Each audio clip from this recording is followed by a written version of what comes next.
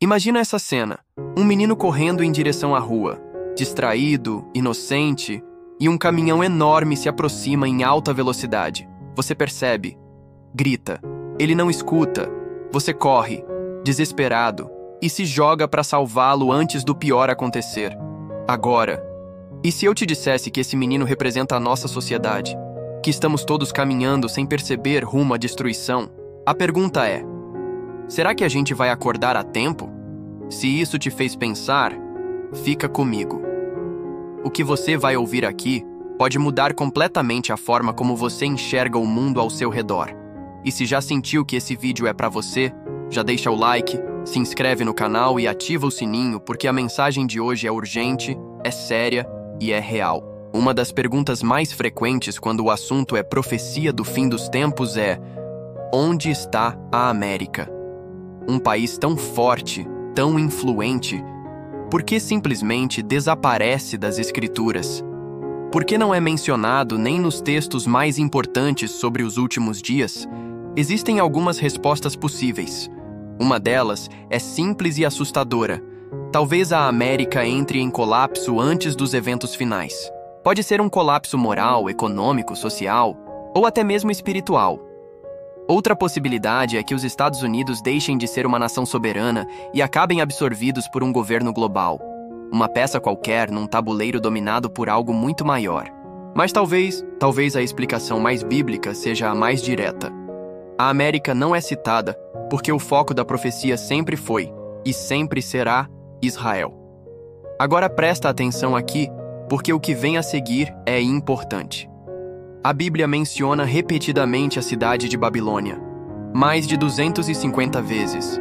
Só Jerusalém é citada mais vezes do que ela. Mas o que Babilônia representa vai muito além de uma cidade antiga. Babilônia é símbolo da rebelião contra Deus. É a cidade da oposição.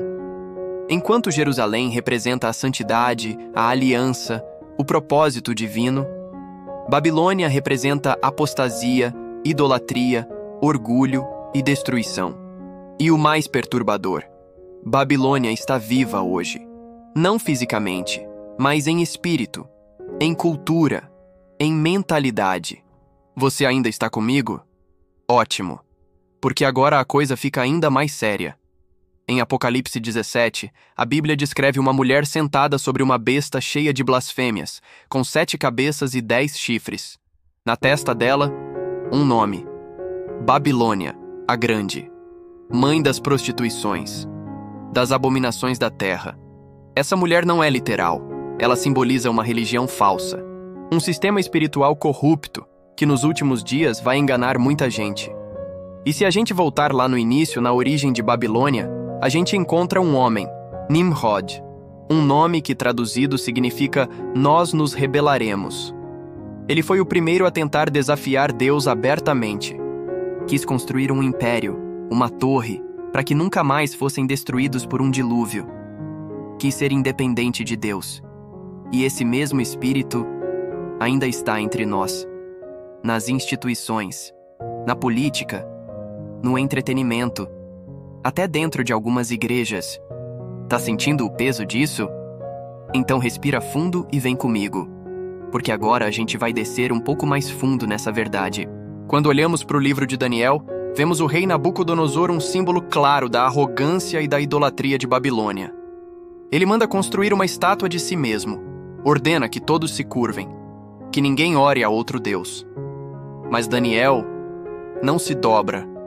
Ele é jogado aos leões e sobrevive, assim como seus amigos Sadraque, Mesaque e Abednego, que foram jogados numa fornalha por se recusarem a adorar a estátua do rei, e também sobreviveram. Sabe o que isso mostra?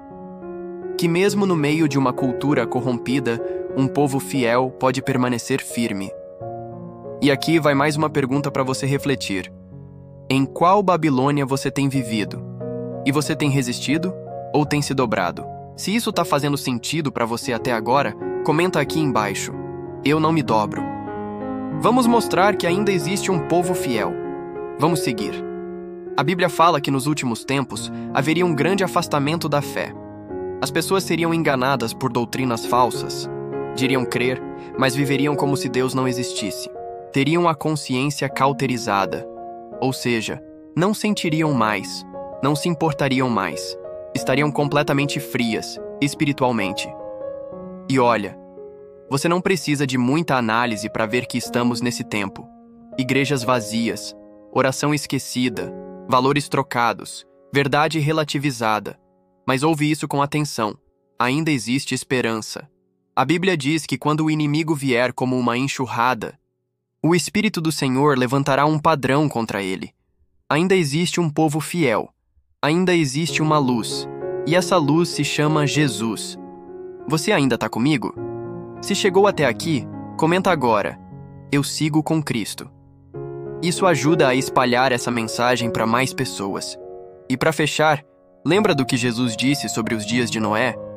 Antes do dilúvio, as pessoas estavam comendo, bebendo, se casando, vivendo como se nada fosse acontecer. Até que a água chegou, e foi tarde demais. Será que não estamos fazendo o mesmo hoje? Com tanta tecnologia, com tantos avanços, e ao mesmo tempo com tanto pecado glamorizado, com tanta distração? Será que não estamos vivendo exatamente como nos dias de Noé? A Bíblia diz que naquele tempo, o Senhor se entristeceu profundamente, a maldade era constante, os pensamentos dos homens, sempre maus. E mesmo assim, houve graça. Noé foi salvo, porque andava com Deus. Hoje você pode ser o Noé da sua geração. Você pode ser a voz no deserto, a resistência em meio ao caos, mas a decisão é sua. E se essa mensagem tocou seu coração de verdade, compartilha esse vídeo com alguém agora.